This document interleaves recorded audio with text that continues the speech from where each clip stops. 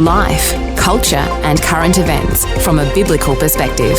2020 with Neil Johnson on Vision.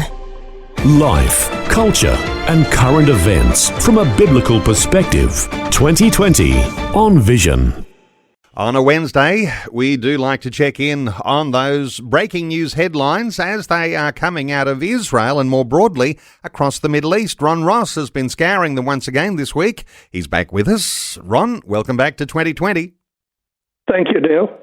Ron, let's start with this one. A spokesman from the Palestinian Authority says the Netanyahu government has revived Israel-PA peace talks.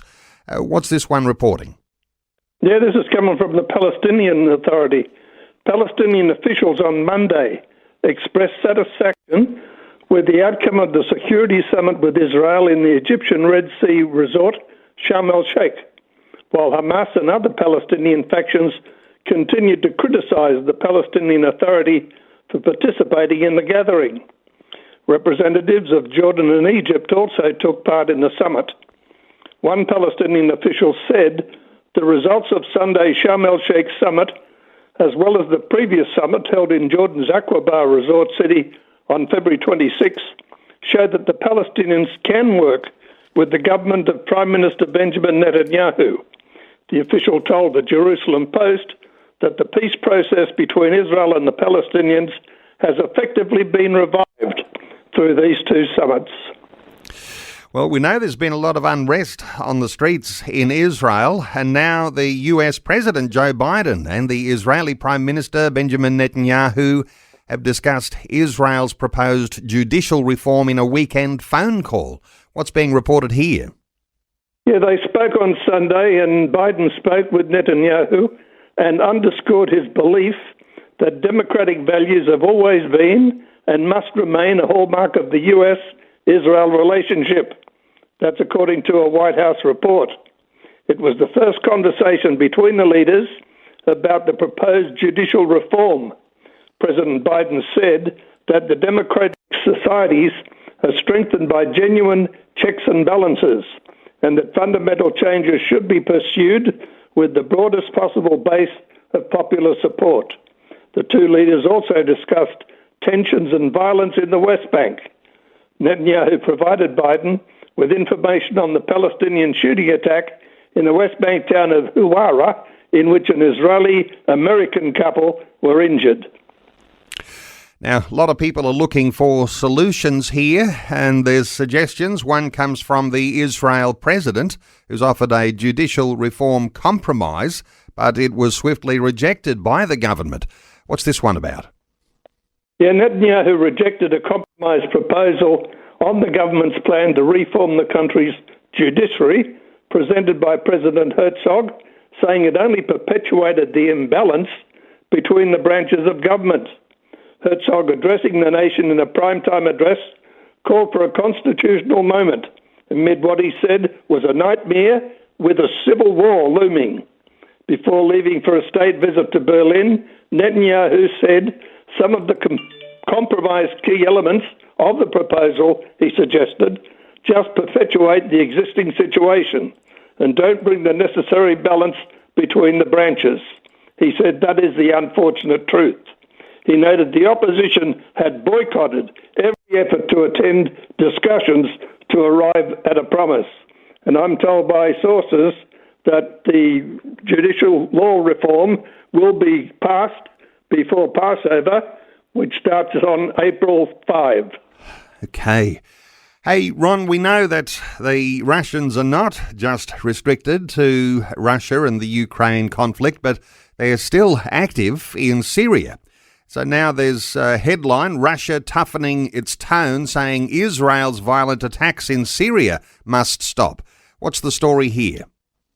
Yes, the anti-Israel UN Security Council discussed IDF strikes in Syria at the request of Russia in the latest indication of growing tension between Moscow and Jerusalem.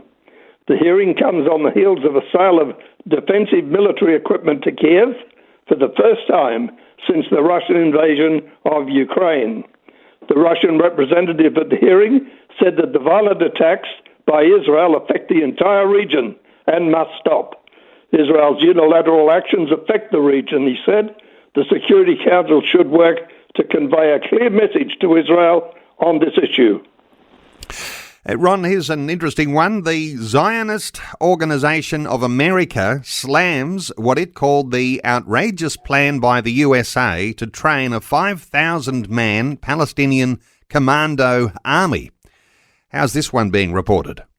Well, it boggles my mind, but the Zionist Organization of America said that it denounces in the strongest possible terms the Biden administration's unconscionable, illegal plan to provide commando training in Jordan to a 5,000 Palestinian Arab army of what they call terrorists or future terrorists, and then to equip and deploy these Palestinian Arab Commando Army in Judea and Samaria, along with foreign and US forces.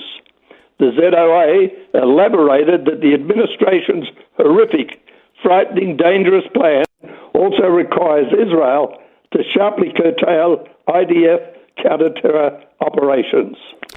And Ron, we usually like to top off our set of headlines with something a little lighter or a little something that Christians can really get their understanding around in a significant way. Is Iran a field ready for a Christian harvest? Well, an article published by Providence magazine seems to say that it is. What's being reported in Providence magazine? I'd recommend people read the full article. It's called Integralism, Christian and Islamic by Shay Kateri at providencemag.com. And this is what it says, in part. There's a new phenomenon in Iran. Young men and women posting videos of themselves flipping the turbans off clerics' heads. Their parents and grandparents, too old to do it themselves, proudly share these videos in person and on social media. In similar fashion, a few years ago, an audio clip went viral in Iran. A father recorded his son, maybe not even a teenager, asking to go to the mosque. The father wouldn't let him, responding, "Go drink alcohol instead." A nation that wished for the integration of mosque and state 4 decades ago got its wish and has come to hate it. Iran is not an Islamic society anymore, they conclude. Octogenarians who performed their religious duties for decades are embracing atheism, and Islam is the fast-shrinking religion. Underground churches are instead popping up, mostly due to the attraction of the West and anything associated with it. Well, as you say, the address to find that full article, providencemag.com. Encouragement for listeners to check that one out. Hey, Ron, always appreciate your thorough scouring of the headlines and bringing us an update each week. Thanks so much for doing that once again today on 2020. Thank you, Neil. Thanks for taking time to listen to this audio on demand from Vision Christian Media.